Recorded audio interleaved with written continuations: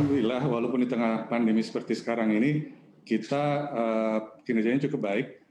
Lini bisnis pembiayaan kita tumbuh dibanding dengan tahun lalu tuh sekitar 180% malah, dari 2,8 triliun menjadi 4,8 triliun.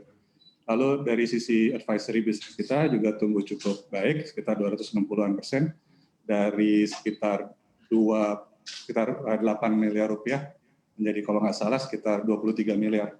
Jadi alhamdulillah, walaupun di tengah-tengah pandemi seperti ini, kinerja kami cukup baik, dan itu memang karena peran kami memang jadi cukup dibutuhkan di dalam pemulihan ekonomi nasional sekarang ini. Lini bisnis pembiayaan berarti yang berkontribusi paling besar di first half 2020. Nanti masuk ke second half untuk semester kedua, apakah lini bisnis pembiayaan juga akan menjadi andalan masih dari PPA? Kira-kira persentase kontribusinya akan seperti apa? Lini bisnis pembiayaan. Masih tetap, tapi saya rasa ke depannya advisory bisnis juga akan tumbuh cukup baik, terutama terkait dengan jasa-jasa konsultasi yang diperlukan, bagaimana caranya kita bisa, perusahaan-perusahaan BUMN bisa kita bantu untuk mengatasi pandemi ini. Jadi saya rasa lini bisnis advisory pun akan tetap tumbuh cukup baik di semester 2-nya. Selain itu kami juga mempunyai kontribusi yang cukup besar dari Nindya Karya, anak perusahaan kami yang bergerak di bidang konstruksi. Baik, Pak Ari, masuk ke second half di tengah situasi pandemi seperti ini, advisory bisnis di tanah air ini seperti apa sih Pak sebenarnya? Pangsa pasar, kemudian tantangan utama dari advisory bisnis. Saya rasa justru cukup banyak peluang-peluang yang bisa diambil oleh perusahaan-perusahaan advisory di semester 2 ini terkait dengan advisory dan masalah pandemi yang dihadapi.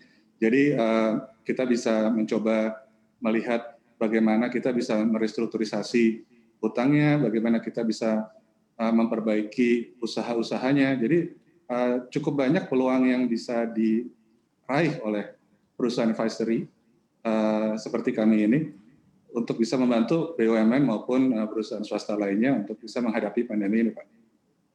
Nah, ini menarik Pak Ari, BUMN dan perusahaan swasta. Khusus untuk BUMN, sebagai konfirmasi saja, hingga sejauh ini ada berapa jumlah BUMN yang tengah ditangani oleh PPA?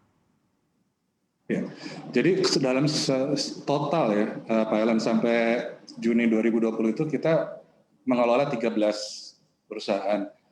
Dari 13 itu satu sudah lulus Waskita Karya. Pak Elan bisa lihat itu perusahaan sekarang bagus sekali kinerjanya. Kemudian satu lagi juga ada dalam keadaan yang cukup sehat, Nindya Karya. Itu yang memberikan kontribusi cukup besar kepada pendapatan kami.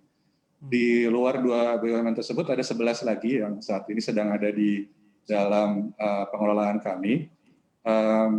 Sebagian besar itu 7 perusahaan itu saat ini sudah beroperasi normal dan sudah ada yang positif juga.